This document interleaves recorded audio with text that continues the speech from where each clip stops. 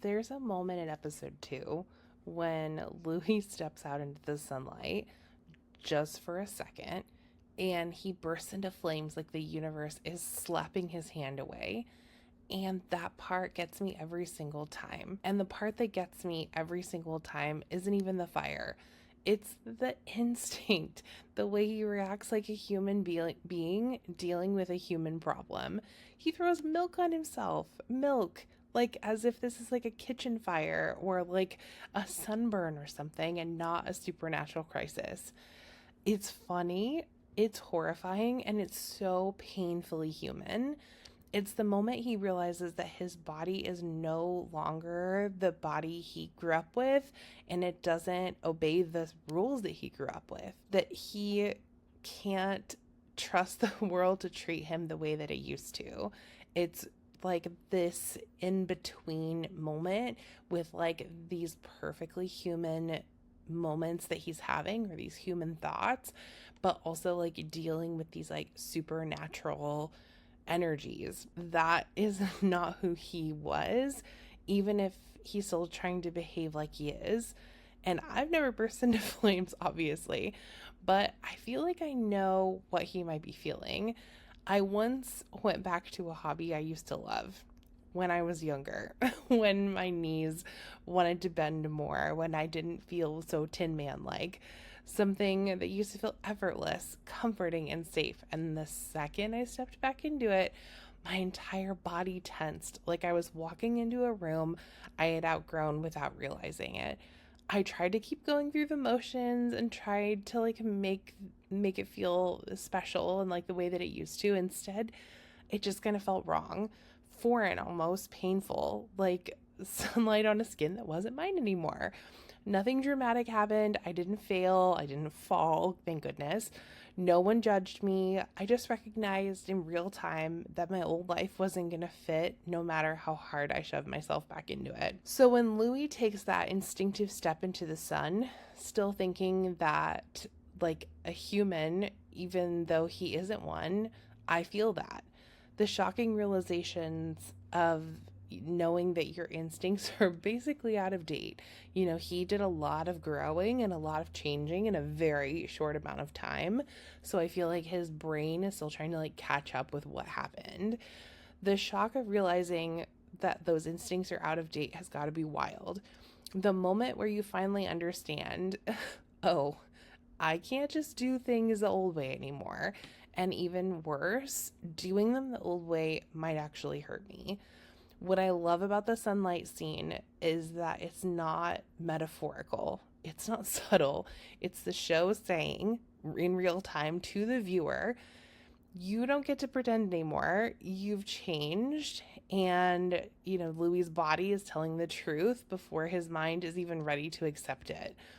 So tonight we're going to talk about, or today, this morning, whenever you're listening, we're talking about what happens after that, after the phantoms of your former self start to slip, after denial stops working, after hunger and instinct and identity start rearranging everything you thought you knew about who you are. Welcome to the Coven Feed.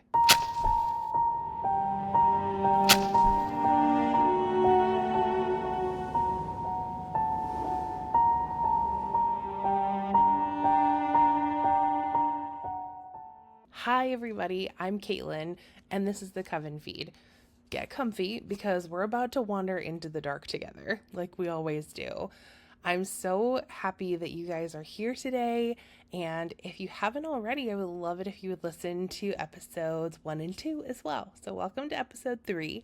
I'm so excited that we've made it this far. If you're new here, this is our corner of the Anne Rice Immortal Universe, where we slow everything down.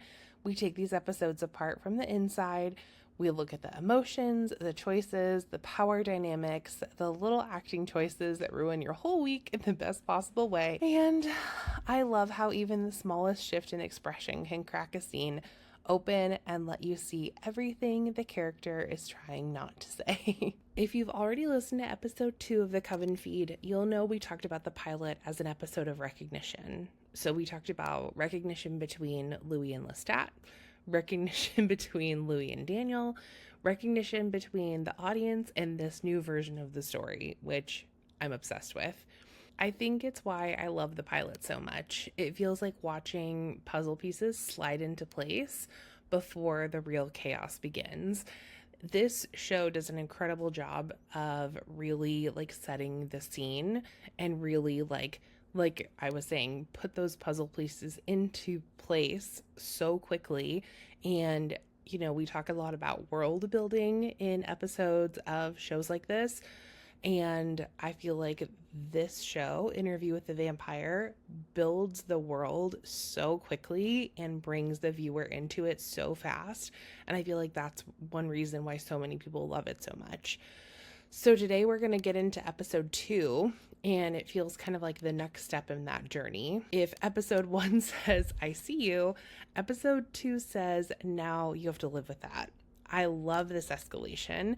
I think the show is at its best when it leans into consequences, because that's where all the fragile, uncomfortable truths really start to surface.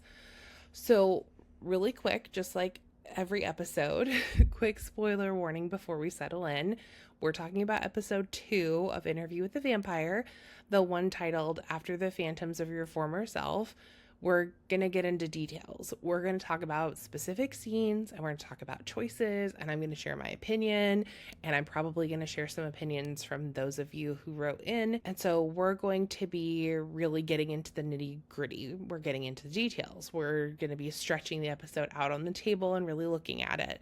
So if you haven't watched it yet, this is your moment to hit pause, go enjoy the episode, and then come back when you're ready to feel a lot of feelings about it and yap about it together. I think this episode is one of the most emotionally dense in the season, so it's probably best to go in prepared. Or, don't let me tell you how to live your life. If you'd rather just take the journey without watching the episode first, stick around. But just know there are definitely 100% going to be spoilers. So you've been warned. Pause here, do what you need to here. If you're still here though, get comfortable, light a candle if you want for full drama, pour a drink, get a snack, get cozy under your blanket, put me on while you're driving to work. I would love to keep you company.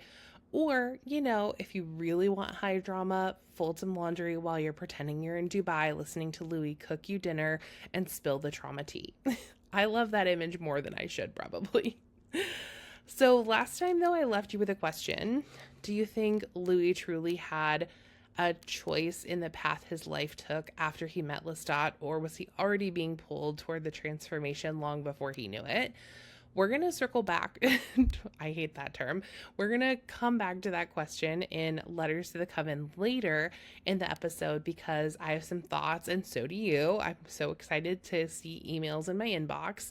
And I know you all can't wait to hear from our coven. I love when your thoughts push me into new interpretations that I didn't expect. So if you want to participate in Letters to the Coven, make sure that you're following me on all of the socials over on TikTok, Instagram, and I think that's actually it.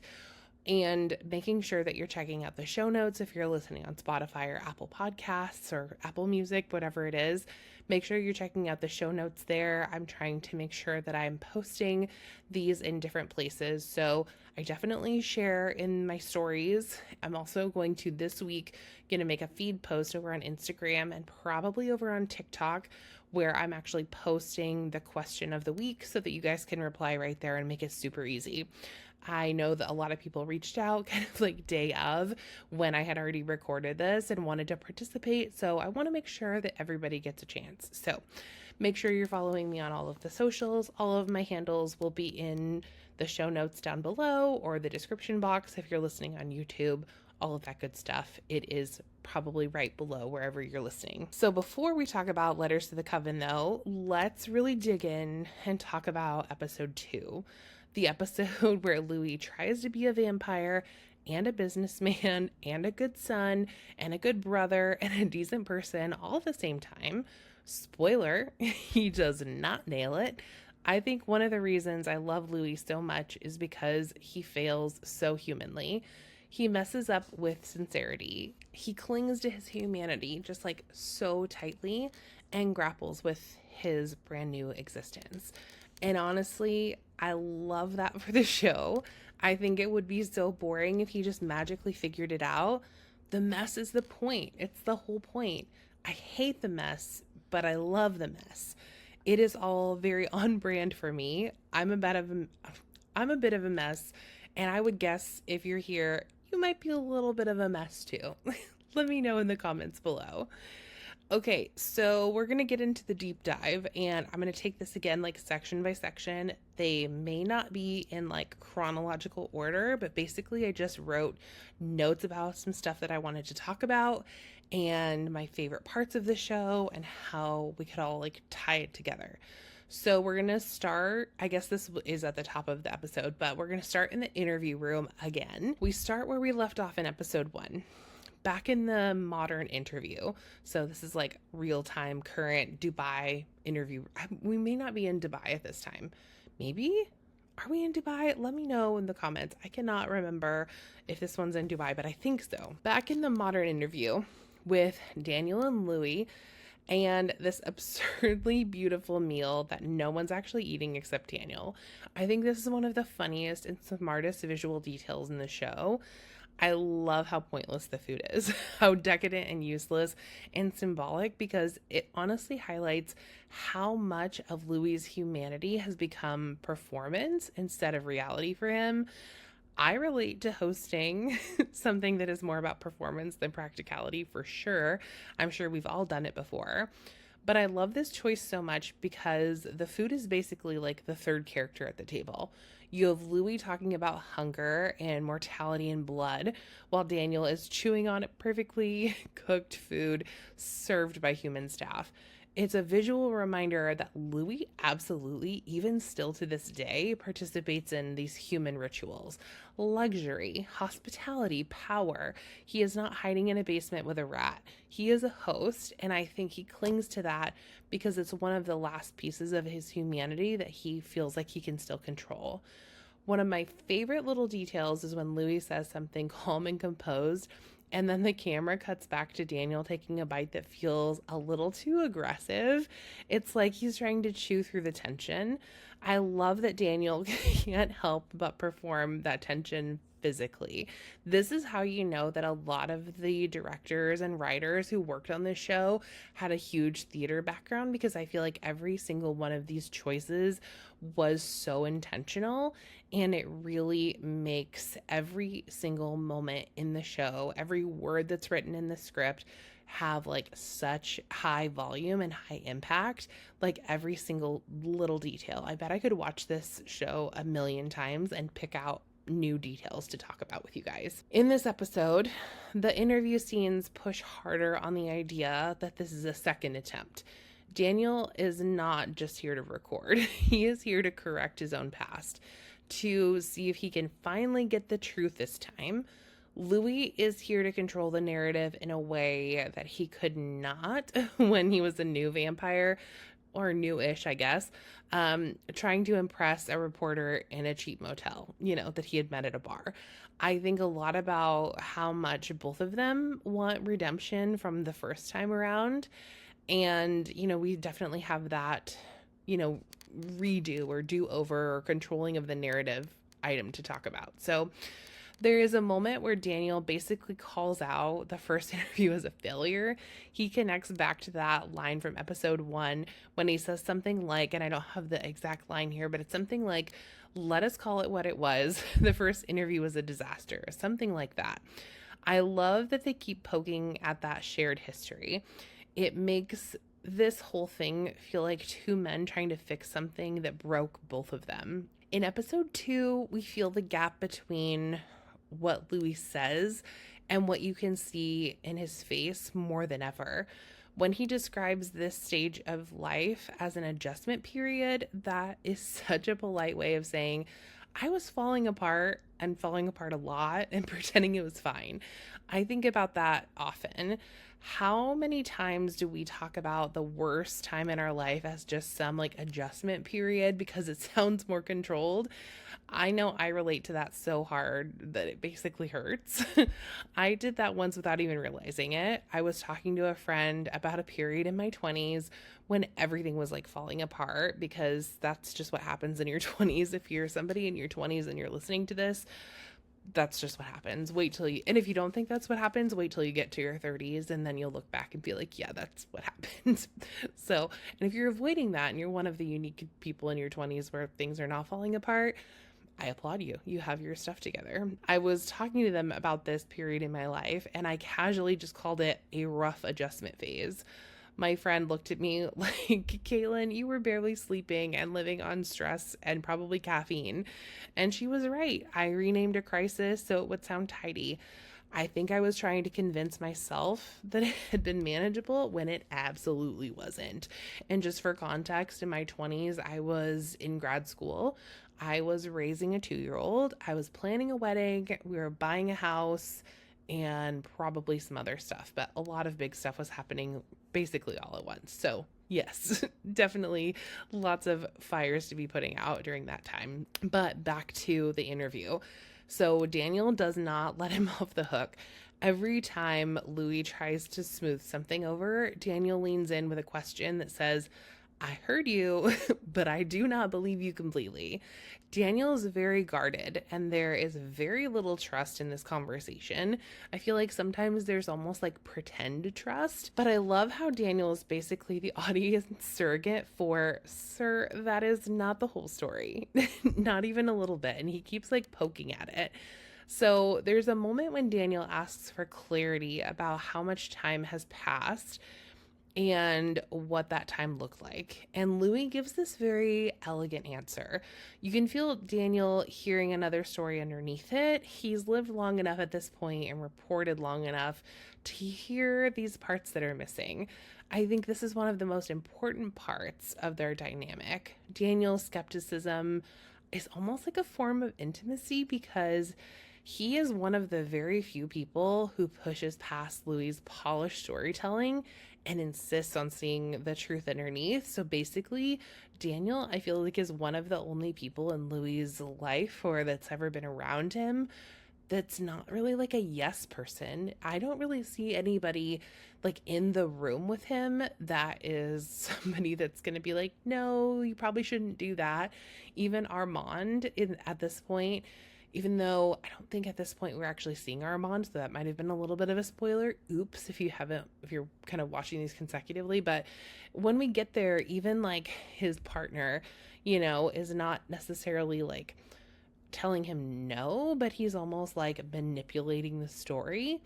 And a lot of the people around him, like I said, are just like yes people, but Daniel's like, no, I don't think that's actually how it went. So I think he definitely challenges Louis and pushes him in a way that makes him somewhat uncomfortable, but really does give like the clarity that we all need as the viewer to follow the story. So right away, the episode says, this is the story of Louis learning to be a vampire, but it's also the story of Louis learning to edit his own life. Like if you made a mistake, you probably don't want that to like go in a book about your life, like he knows what the purpose of this is. And so there will be edits here and there. And of course, like we know from reading history textbooks that perspective matters, so we will see different perspectives later as we get through the series more. We know that this story is coming from Louis' perspective. So, there are some edits that are going to be made. So it's actually a little bit terrifying though, when you think about how unreliable memory already is, even for people who've lived only like a few decades. Now think about someone who's had a century to rewrite and already done this once before. Can Louis really clearly articulate all that's happened in all of those decades, all of those centuries even? This is a question I still have that lingers like in this series. Is vampire memory better than human memory? Does it stay sharper longer? Like, how is he able to remember these things that happened, like I said, decades or even like centuries ago? As a person who's definitely rewritten my own past in my head to make it more narratively pleasing, I relate to Louis in a way that makes me a little uncomfortable. I hate how seen I feel by a vampire show sometimes, but I definitely do, and I'm guessing you do too. Then we kind of go in back to the past timeline, which I love. I love this part. I love when we kind of get to skip back into the story and get back into Louis's world. So back in the past timeline, we pick up almost exactly where episode 1 leaves off. Louis has been turned. Lestat is in cleanup mode. There's blood, there's chaos, there is a very practical lesson structure, so on and so forth. I think Lestat teaches him kind of with the reckless confidence of a mentor who learned everything the hard way and now finds that like deeply charming, watching someone else kind of learn these lessons that he's already learned. Lestat is thrilled. Louis is horrified and starving. Lestat is delighted by the chaos. Louis is drowning in it. Lestat is savoring every moment of this, and Louis is trying not to fall apart, even from like moment 1.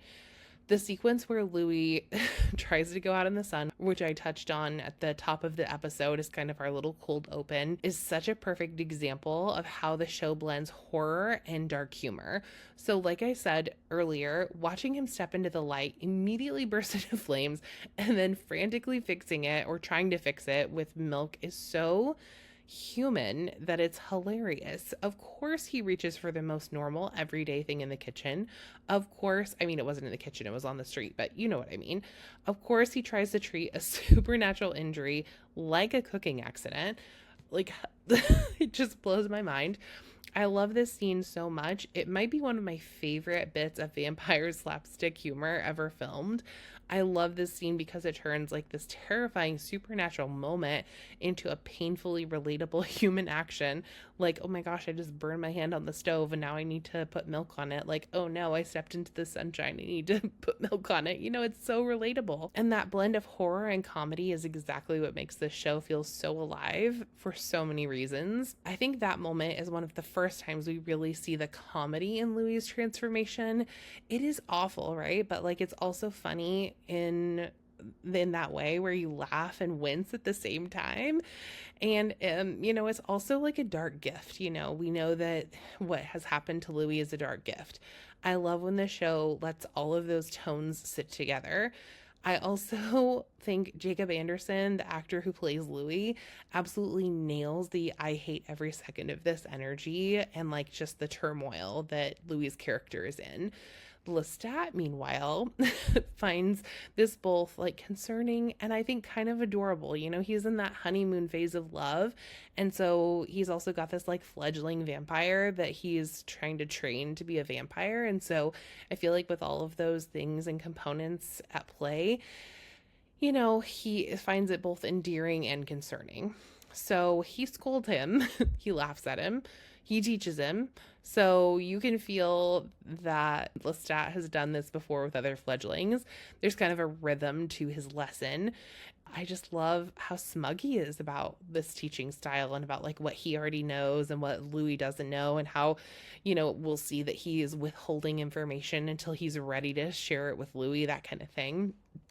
And then we have the coffin reveal. Lestat sleeping in a coffin in a secret room feels melodramatic until you remember that he's actually trying to keep Louis safe.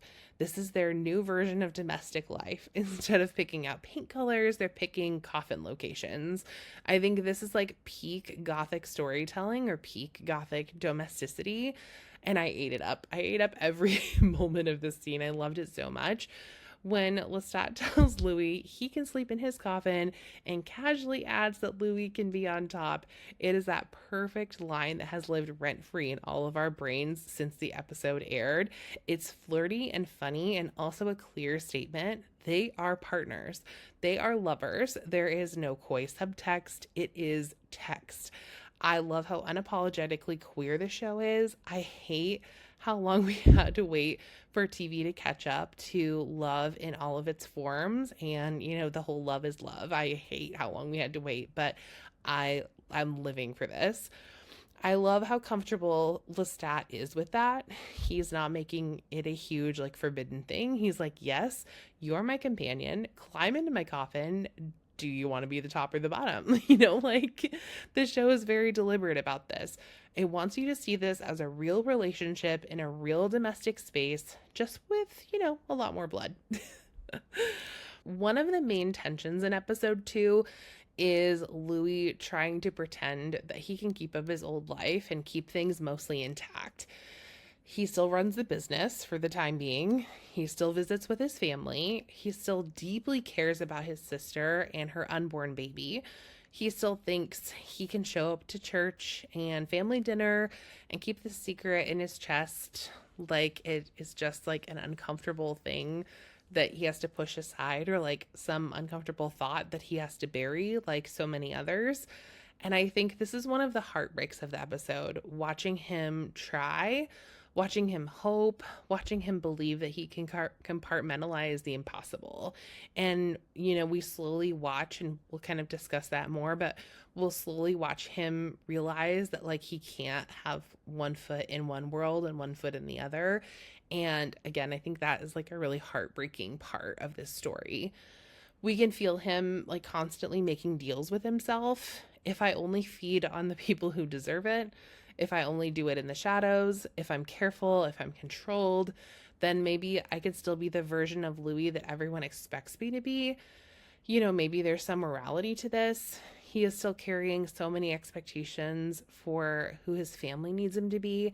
I believe he truly thought that being with Lestat and choosing this new life would solve all of his problems, that it would ease his burdens. But this new complication, I think, has only made it harder, has made him have more to deal with, more to grapple with, rather than, fully stepping into his identity and feeling more comfortable with himself and all of that. I think it has just really actually complicated things more. So Lestat is brutally honest, though, about how unrealistic this is for him. And I don't think it's because he wants to corrupt Louis on purpose, but because he knows what vampire life requires. Lestat has already learned the hard way that vampires and humanity do not mix. He knows that vampire hunger does not care about your moral code. I hate how right he is, though, in this scene. I hate how he ends up being totally right about this. But sometimes for Louis' sake, I wish he could have balanced the two lives. I wish Louis could have balanced both things and made it work. I often wonder if that would have made things easier or less complicated for him, at least while his family was still alive. But who am I kidding? As a viewer, the complications and the mess are what built the story, and I loved every single minute of it. Oh, I'll eat it up every time. The show gives us multiple scenes where Louis is clearly trying to balance these two worlds and failing. You see it in the way he listens to racist comments from white businessmen and tries to swallow his anger. You see it in the way he shows up for his family, but you can really feel that distance growing even as he's standing in the same room. Louis is still trying to be the helper, the provider, the responsible one. That is definitely something that he's still carrying at this time. But he's also now a predator who has to drain humans to survive. That contradiction is not sustainable, and episode 2 pushes him toward that realization. It really moves that part of his character along. I relate to this in a much smaller way. That feeling of trying to be everything to everybody and realizing your body and or your mental health is like, absolutely not. Obviously, I'm not drinking anyone's blood, but the burnout energy is very familiar. There was a stretch of time when, and I still do this sometimes, I have a very bad habit of doing this. I kept taking on more than I could handle because I didn't want to let anyone down. I ended up so exhausted that I cried once in the grocery store parking lot over a forgotten shopping list. My brain and my body just stopped cooperating, and it forced me to admit that I wasn't as invincible as I pretended to be. So when Louis tries to keep every part of his old life running while ignoring what his new reality demands of him, I feel that strain in a very real way. And then we jump into Louis's first lessons in feeding. So exciting. The first lesson in feeding in episode 2 are some of the most fascinating moments in the entire early season because they show us exactly how Louis's moral compass starts to fracture in real time. Lestat tells him very plainly that he is a vampire now and he must feed. It sounds simple, but it is one of the most important lines of the episode. Lestat is stripping away all of the excuses and reminding Louis that his body has requirements and his ethics just can't negotiate with that. Instead of throwing Louis straight into a hunt, though, the show gives us this incredible sequence where Lestat explains what he believes are the 3 essential desires of every human being. He says that every person is either thinking of one of 3 things. I want food, I want sex, or I want to go home. As absurd as that sounds at first, Louis quickly learns that Lestat is not entirely wrong. Lestat tells him to focus, to listen, to hone in on the heartbeat of a panhandler across the street. So he's basically teaching him how to read minds. So when Louis does, he hears the man's mind or his thoughts as clearly as if he had spoken. Hunger, desperation, a need so simple it almost embarrasses Louis with how intimate it feels. Then there's the woman who walks by with her own secret, electric thoughts. Louis hears her fantasizing about another woman. It is tender and private and human, and I love how the show lets us see Louis flush with embarrassment because he shouldn't have had access to this, but he does. And then comes the shoe shiner. His heartbeat is steady. His mind is already heading home. He is tired, he is done for the day, he is not thinking about hunger or desire, just the quiet relief of ending his shift. And at that moment that Louis reads that or hears that in the shoe shiner's mind, Lestat looks so smug because it confirms his ridiculous little theory. So I feel like that was like +1 for Lestat. It was like this cute little exchange that they had there.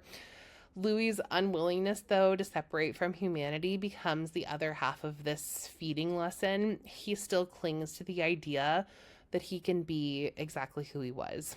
He still thinks he can be a good son, a good businessman, a dutiful family member, even as his body is changing in ways that he really cannot hide. So he goes home. He walks through the door as if it is still his. Grace, his sister, greets him there, but the tension is like almost immediate. She comments on his nails, his glasses, the way he looks different.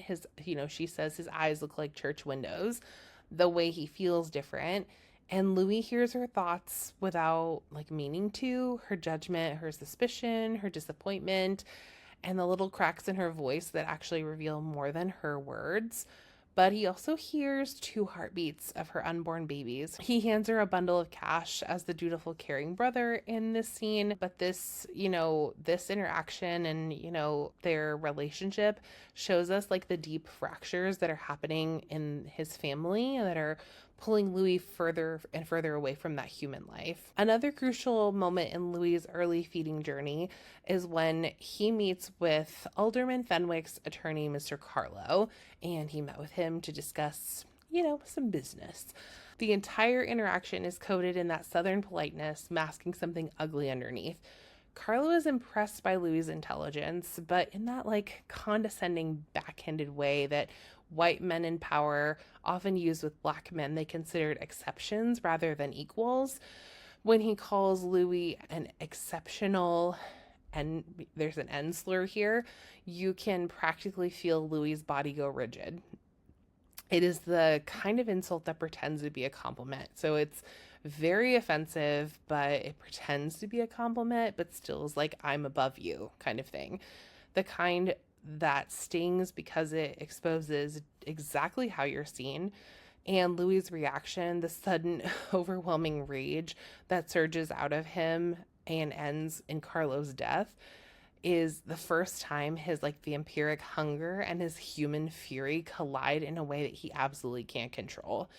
I think the show handles this so well because it makes the violence feel like a breaking point rather than a choice born out of like premeditated malice kind of thing. When Lestat arrives to help dispose of the body, the dynamic between them shifts and sharpens. Lestat is like annoyed, almost like parental in his frustration. He tells Louis that Carlo was important and people will notice his absence. Louis pushes back, insisting that Lestat cannot fully understand the insult because he's not from America and, he's not black. And he is right. There are layers of racial humiliation here that Lestat cannot access, no matter how ancient or powerful he is. What makes the scene even more painful is the way Lestat keeps calling Louis a fledgling, a word that Louis hears as something close to slave. He sees this as Lestat claiming ownership over him, and it makes him additionally more angry, of course, in this situation. And it had been actually kind of like building up and bothering him, as we saw throughout the previous episode and throughout the beginning part of this episode too. It is one of the first times the show reveals their cultural divide, not as a point of romantic tension, but as a wound. Louis is trying to assert that his anger is justified. Lestat is trying to assert that Louis must be disciplined, and caught between them is this new body that Louis does not yet know how to inhabit, one that magnifies every injustice and every insult until they feel physically unbearable. It is messy and brutal and deeply human, and that is why we love it so much. Again, I will say it over and over. That is why we love this show so much, because it takes the text of Anne Rice's Immortal Universe, and it not only, I don't think it necessarily flips it on its head, but I think it adds just a little bit more oomph to it because it addresses such powerful topics that, we've seen already. And I think it just, again, with that world building, has created the Immortal Universe in such a like beautifully romantic, but still like such a high tension environment, and current topics that a lot of folks are interested in seeing and learning about and discussing. So these first few feeding lessons aren't just about hunger. They're truly about clarity. They're about truth, about emotional consequences, of hearing what people really think of you. And the show makes that feel messy and painful and honestly strangely beautiful, which is exactly why I think it works so well. Then we go to the opera scene. The opera scene, I think, is one of the most striking sequences in the early season, and for good reason. It's the perfect mix of elegance, cruelty, beauty, seduction, and horror. It really mixes it all together. It is Lestat in his purest form, truly.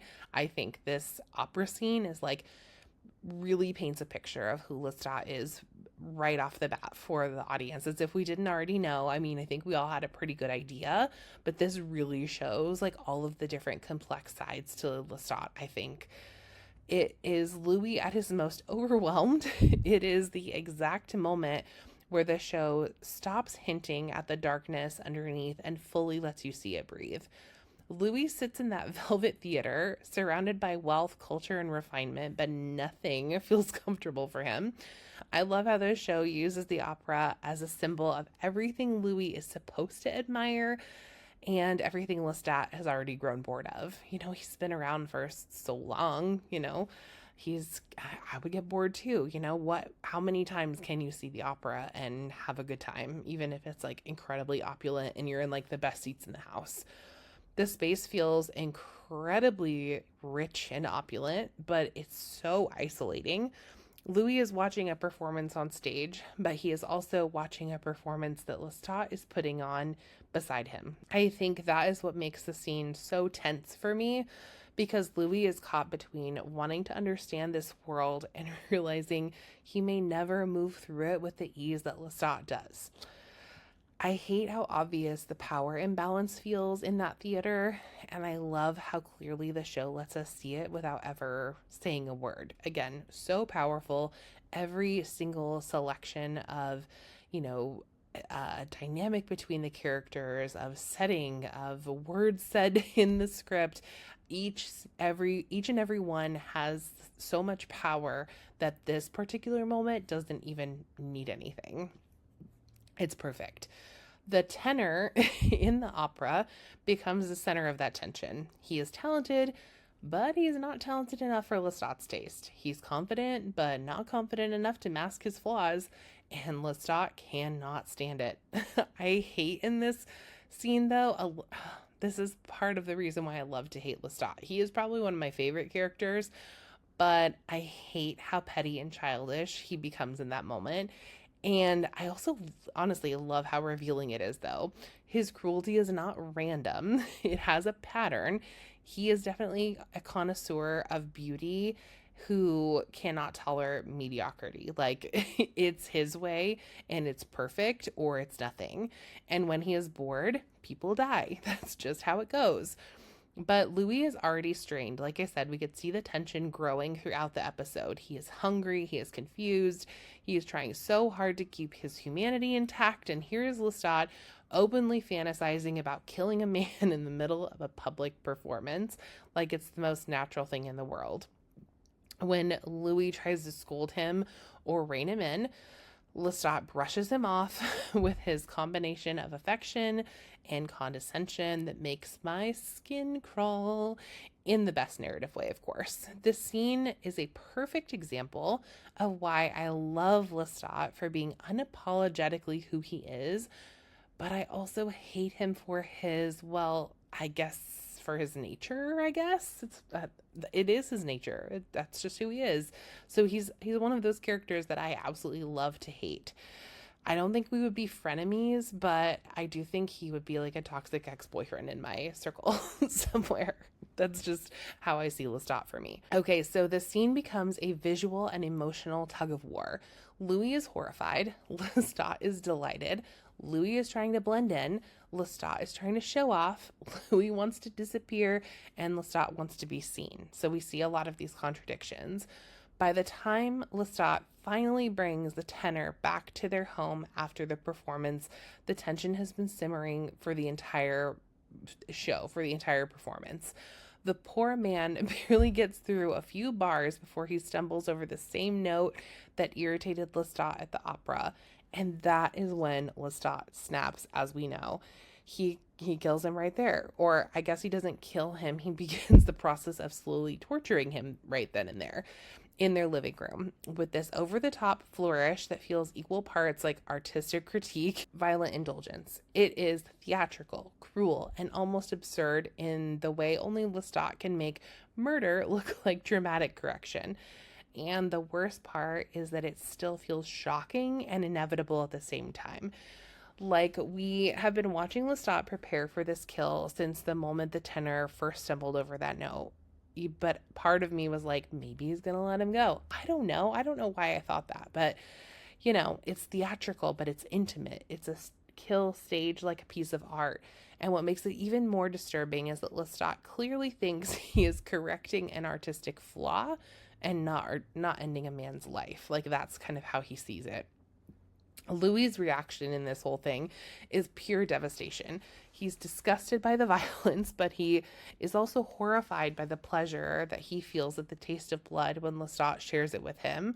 He's also horrified by the way that Lestat is basically embarrassing this man and slowly dragging this whole thing out.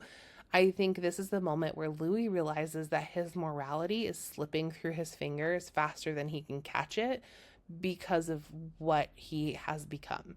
He does not just witness a murder, he participates in it through desire, through hunger, through the part of himself he is terrified to acknowledge. Meanwhile, Lestat is practically glowing. He treats the kill like a gift, a lesson, a bonding moment. He is a lover, a mentor, and a menace above all, and that's why we love him. That mix is what makes their relationship so intoxicating and so disturbing at the same time. There is a line also where Lestat essentially tells Louis that this is what they are now, that beauty and death will always be intertwined for them. I hate how much I love that line, though, honestly.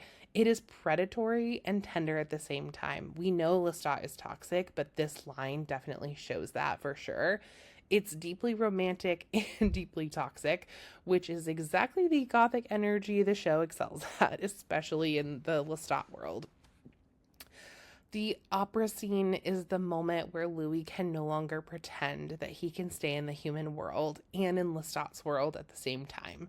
And honestly, he can't really stay in the human world because he's already made his choice. The phantoms of his former self do not just fade here, they are drowned out by the sound of the applause and the taste of blood. Truly, truly they are. So now we're just going to take a few little bite sized chunks, no pun intended, of other favorite things that I really liked about this episode. Those were like the really big moments, I feel like. But now I just kind of want to talk about a few themes. I want to talk about a few just little bites of some of my favorite pieces in the show. So the first thing I want to talk about is this idea of domestic immortality. One of my favorite things about this episode is that it leans into the domestic little moments between Louis and Lestat. They bicker like a married couple, they flirt, they make jokes. Lestat is offended when Louis insults his taste. Louis gets annoyed when Lestat acts like a chaotic eternal teenager. I think this is some of the best chemistry on TV. And like you can see also in interviews, I don't know if any of you all have watched like the interviews with Sam and Jacob, but like even their off-screen chemistry, incredible. Like they're besties. They're going out to ice cream all the time and, you know, doing fun things like that. So their chemistry is really great and I will eat it up every single day. There is a small moment where Lestat is basically nagging Louis about like his feeding choices. You know, he's talking about like him chasing down dogs or rats or something in the alley, and it sounds exactly like someone complaining that their partner never does the dishes right. I love that the show is willing to let them be petty. It makes the big tragic moments hit harder when we remember that they fight about nothing.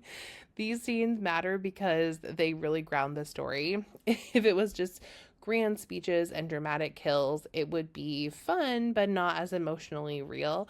And like, I know that we're here to talk about the AMC series, but I feel like that right there is exactly why the AMC series is so much more powerful than the 1994 film with Brad Pitt and Tom Cruise, because it doesn't have all of these little scene moments and that on-screen chemistry. It just doesn't have that. Seeing them argue about money or nightlife or how to handle rude patrons or whatever makes the relationship feel lived in, which, you know, I love that. Louis also starts to realize how much of himself he has already given to Lestat. He's sleeping in his coffin. He's living in his house. He's taking lessons from him on how to exist. That dependency is romantic and terrifying to him at the same time. And I think a lot of us, once we get into those like committed relationships, even in the human world, I feel like a lot of us kind of have that moment of like, whoa, okay, like I'm really opening up and I'm being vulnerable. I depend on you. And, you know, if you weren't here, I would feel bad. Like that would not be fun for me.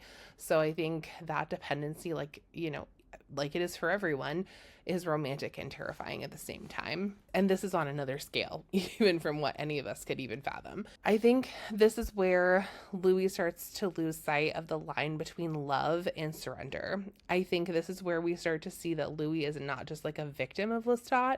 He's also like investing in this dynamic. There are parts of it that he likes.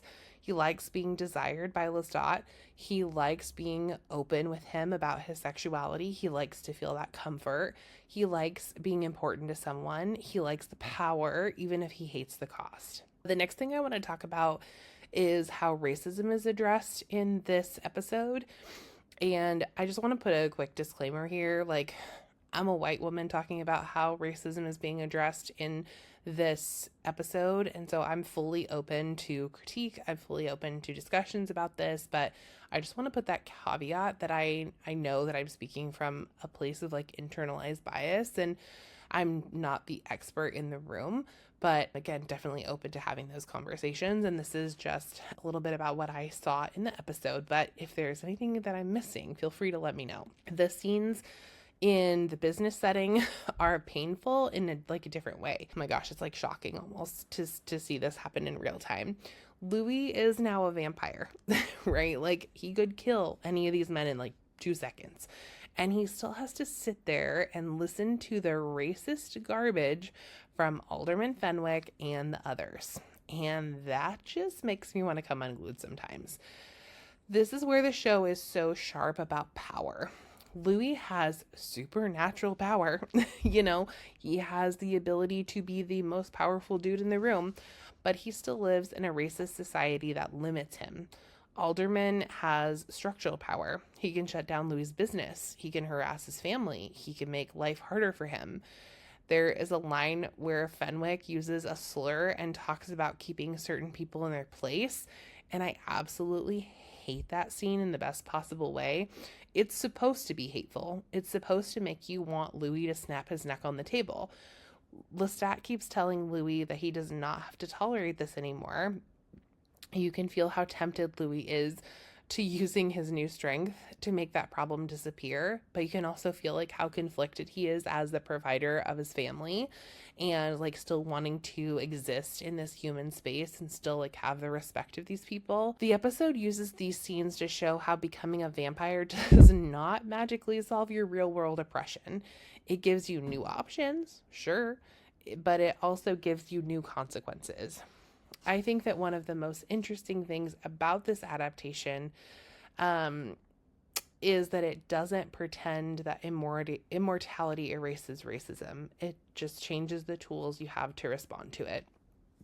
I love that the show doesn't try to like magic away the reality of racism in 1910 to 1920s. I don't even know what year.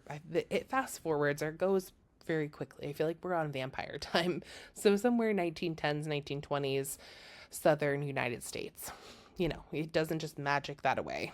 The next little bite I want to talk about is I want to dive a little bit deeper into Louis and his family. We talked about this a little bit already. I am going to kind of touch on some things that I already discussed, but I just feel so deeply about this. Louis' relationship with his family continues to fracture in episode 2. He is physically present sometimes, but emotionally he's further away than I think we've ever seen him. And his family is also further away from him than we've ever seen them. His sister Grace feels the distance, but she doesn't understand it. She still sees him as the protective brother. She still is asking him to attend family events. She wants him to be a part of her unborn child's life. She is also hurting from Paul's death, and she doesn't know what to do with her own grief and looks to Louis to kind of solve that for her. Louis' mother interprets his distance as moral failing or coldness. She is already suspicious. His new lifestyle is not helping. The more money he has, the more nights he spends away, the less she trusts him. All of this makes Louis feel even more isolated. He has one foot in his old life and one foot in the new life with Lestat, and neither feels stable. There is a scene where Grace says something like, "You feel far away," and Louis has no real answer for her. And I think that line sums up the entire emotional state of the episode. He is far away, even when he's right there. As someone who's definitely gone quiet and withdrawn when I didn't know how to explain what I was going through, I really feel that. Like, I feel that very deeply. I do not think you have to be a vampire to know what it's like to feel unrecognizable to the people who love you sometimes. The last little part I'm going to talk about are the rules of the game. There are small details in episode 2 that quietly establish the rules of this universe. How eyes and faces change when they feed, how sounds work for vampires, how they move faster than the human eye can track, how sunlight burns, and how long it takes to heal. Lestat is constantly narrating the rules. Louis tries to follow them and fails. These details matter later when the stakes get higher because the groundwork has been laid. I am a huge rules nerd when it comes to the supernatural shows. I love when a universe makes sense. So every time Lestat tosses off a one line lesson, my brain's like, thank you. I'm putting that into my imaginary rule book. The episode title, After the Phantoms of Your Former Self, ties all of this together. Louis is living with the echo of who he was while he tries to figure out who he is now. And that is that. So that's our deep dive there. So next I want to go into one of my favorite segments.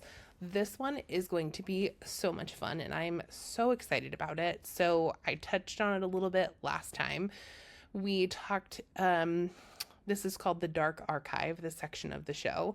So this is the part, if you are new here, where we take a step outside of the narrative of the show and look at like real world echoes that sit in the shadows of the episodes, or something that I feel drawn to talk about that's somewhat connected, even loosely.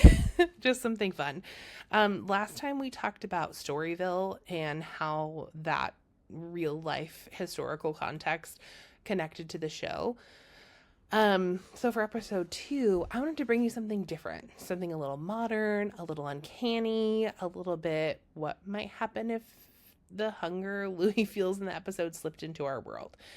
So this is a real Reddit story, one that has been reposted, argued about, and dissected for years.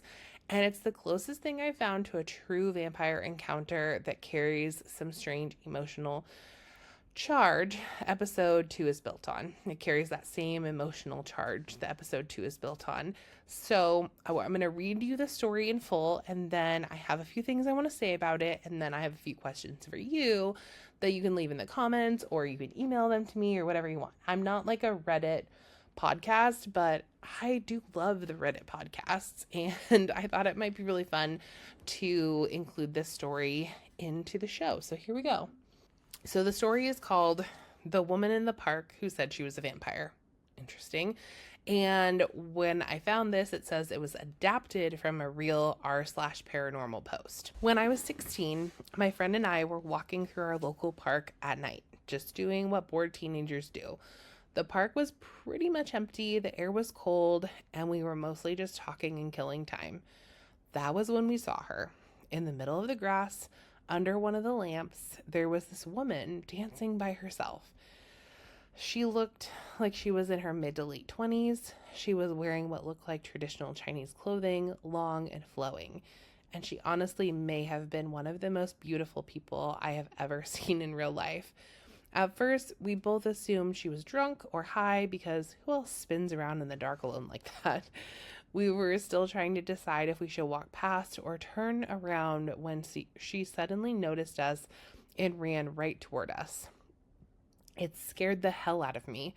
Instead of attacking or yelling, she just started talking a mile a minute, telling us how handsome we were and how glad she was we were there. The whole thing felt off, but not in a way I could explain. Then she told us she was a vampire. Not in a jokey Halloween way. She said it like a fact. She told us she was centuries old and had seen more lifetime than we could imagine. I remember thinking, okay, she must be on something because who talks like that to two random teenagers in a park? She kept repeating that she was a vampire and that she had lived for hundreds of years and that she could show us things most people would never believe. I was trying to laugh it off in my head and file this under weird drugged lady encounter, but then she did something that completely threw me off. She looked right into my eyes and asked, "Do you want to feel my energy?" I was 16 and stupid and trying to act cool in front of my friend, so I said, "Sure." She raised her hand and held it a few inches from my face. She never actually touched me, but the second she did it, I felt something hit me like a wave. It was like my whole skull started buzzing. My head felt like it was vibrating from the inside. My vision tilted. I became so dizzy, I honestly thought I was going to fall over. It did not feel like a normal head rush or standing up too fast. It felt like something was being pushed at me, through me. She just stood there watching me, completely calm, while I tried to get my balance back. The whole thing lasted maybe a few seconds, but it felt much longer. When she pulled her hand away, the buzzing stopped. I was left standing there, heart racing, looking at this stranger in the park who had just made my entire head feel like it was humming. After that, she drifted back into the grass like nothing had happened. My friend and I did not stick around. We left the park quickly, half laughing it off and half too freaked out to talk about it. For years, I told myself she was just on drugs, or maybe I psyched myself out, but that feeling, whatever she did to my head, was so strong and so specific that I still think about it. I am 23 now, and I still catch myself replaying that moment or wondering if she was just a random woman with some kind of energy trick, or if I actually met the closest thing to a vampire I will ever see. Ooh, well, that's exciting. That's kind of a fun thing to think about, that they are actually potentially walking among us. Exciting. Okay, I love stories like this because they hover in that perfect space between this probably didn't happen and like a part of me though is like, but what if it did? There is something so deliciously unsettling about the buzzing in his skull, that dizziness, the intimacy of somebody getting that close and making you feel something you can't explain. It reminds me so much of the way Louis describes his senses waking up in this episode. Not violent, not monstrous, just different. Too different to pretend anything is normal. And honestly, I think about what I would do in that moment. Would I run? Would I freeze? Or, knowing myself, would I ask her follow-up questions like I'm interviewing her for a YouTube video? Part of me absolutely wonders if I would have the audacity to ask straight-faced, so are you taking applications? Is there a bite me sign-up sheet? Should I bring references? I'm not saying I would definitely ask her to change me, but I'm also not saying I wouldn't at least consider it. The vampire industrial complex has had a chokehold on me since childhood, so let's just be honest with that. That is why I love including these little real world or like quote real world stories in the dark archive. They blur the line between fantasy and the tiny strange moments that make you question the world just enough to get a shiver down your spine. If you're listening right now, I want to know what you think about this story. Would you have walked away? Would you have believed her? Would you have stayed long enough to feel that buzzing behind your eyes? Or would you have been sprinting back to the parking lot? Leave me a comment, a DM, a voice memo, whatever you prefer. Tell me what you think happened in that park. And more importantly, tell me what you would have done. And that's what episode 2 is really exploring, kind of circling back and going full circle. The moment when you realize you aren't who you were yesterday. The world is suddenly full of people who can hurt you, tempt you, expose you, or pull something out of you that you didn't know was there. Just like this teenager in the park, Louis crosses a threshold he cannot uncross. And once that happens, you spend the rest of your life or your afterlife trying to decide whether you were changed by someone or whether something inside you was always waiting. Okay, so now it's one of my other favorite parts of the show. This is where we get to hear from you. Welcome to Letters of the Coven. In episode 2 of the podcast, I asked you guys this question. Do you think Louis truly had a choice in the path his life took after he met Lestat, or was he already being pulled toward that transformation long before he knew it? I said I would bring your thoughts into the next episode, so let us step into Letters of the Coven. I'm going to read a few responses. I picked 3. I had so many come into my email inbox, and I so appreciate that. But I'm going to read 3 of them. And in the future, maybe I'll pick some shorter ones, or we'll read a few more. We'll try to balance things out so I can get more of your voices. But I so appreciate you sending your stuff in. And if you didn't get a chance to be heard on this episode, I hope that you will keep sending things so that I will get a chance to read yours on the next few episodes. Okay, so yeah, I'm going to read your responses, and then I'm going to give you a few of my own thoughts. So we're going to hear from Maya from Chicago. And Maya said, "Hi, Caitlin. I adore how you break these episodes apart. It feels like sitting with a friend." Oh, that's so sweet. Who notices all the things I yell at my TV about. Well, I'm glad we can both yell at our screens together. Here's my take. I don't think Louis ever had a true choice, but not because Lestat, quote unquote, took it from him. I think life did. The world did. He is carrying so much before he ever meets Lestat: racism, class pressure, religious guilt, being the dependable one in every space he walks into. By the time Lestat comes along, Louis is already living like someone watching his own life from the outside. Lestat didn't start the transformation. He simply recognized someone who had already been hollowed out by expectation. Ooh, I love that line, girl. That's what makes the whole thing feel inevitable to me. Louis didn't choose vampirism so much as he chose relief, and that is a very different kind of choice. Love, Maya. Thank you. Man, that was very well written. Thank you so much for sending that. Okay, we'll discuss in a minute. Then the next letter I have is from Joelle, and she's from New Orleans. Oh my goodness, that's so exciting. She said, "Hey, Caitlin. Okay, so as a New Orleans girl, here's how I see it. Louis absolutely had choices. He just didn't like any of the ones that meant walking away from Lestat. I mean, can you blame him? He kept going back. He kept opening the door. He kept wanting something from him, even when it was a terrible idea. I'm not judging him. Trust me, I've stayed for less, but I don't think we should pretend he got dragged into this with no say. The tragedy is that he did choose. He just kept choosing the wrong man." XO Joelle. Okay, interesting. Coming for Lestat. Love it. Okay, and then the last one is from Bree from London. So, oh my goodness, we have listeners in London. That's so exciting. So she said, "Caitlin, hi. I've been thinking about your question all week, and it actually made me rethink the entire season. I think Louis has agency at the beginning, real agency. He could have turned away from Lestat that first night. He could have refused the dark gift. He could have ignored he could have ignored the seduction of being seen and wanted so intensely. But I also think those early choices are the ones that shrink every choice that follows." Interesting. It's like a domino effect. I see it. That's how complicated relationships work sometimes, especially when love and danger arrive wrapped in the same person. Every time Louis stays, the world behind him gets smaller. Every time he forgives something, a door quietly locks. By the time we reach the point where he is starving and grieving and pulled apart from the inside, I don't think choice is even the right word anymore. It's survival, it's inertia, it's reacting to pain instead of deciding a future. So yes, in the beginning he chooses, but in the end, his choices are choosing him. With love from across the ocean, Bree.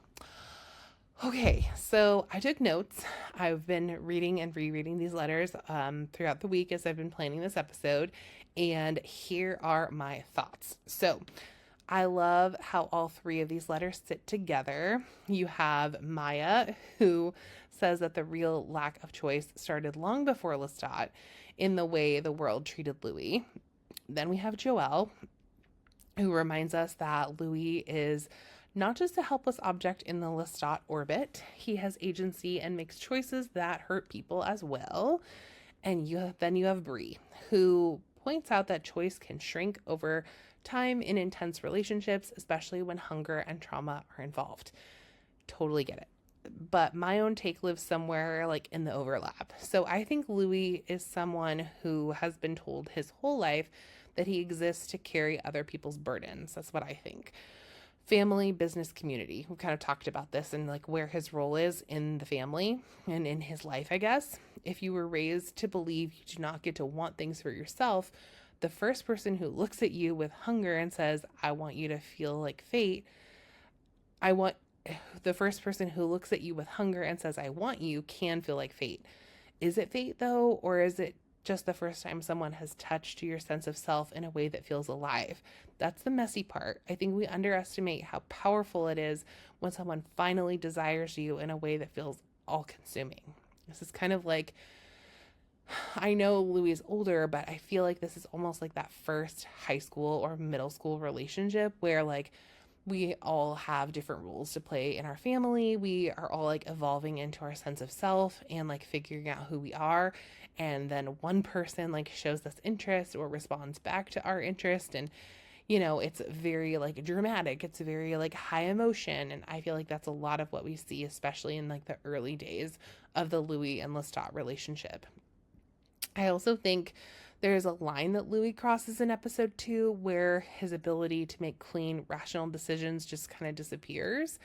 And not because of like one dramatic moment, but because of an accumulation of everything he is carrying.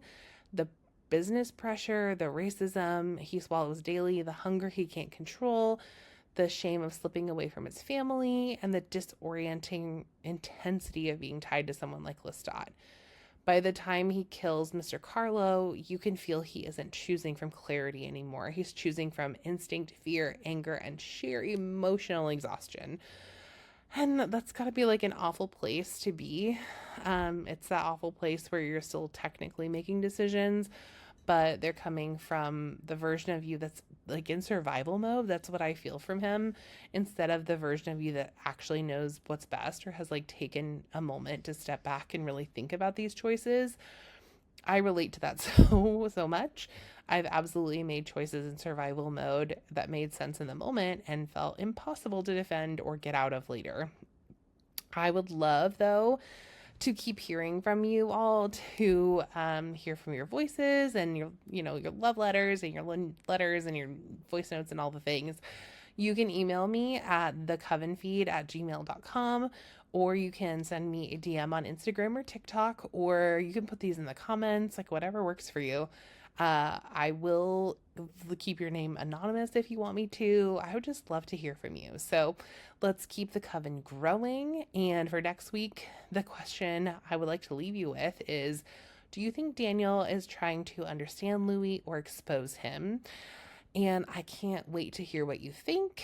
I also have some notes here that I wrote down for this week in the shadows, but I think what I'm going to do is I'm actually going to start a free section over on Patreon, and potentially maybe even on like the YouTube community post area.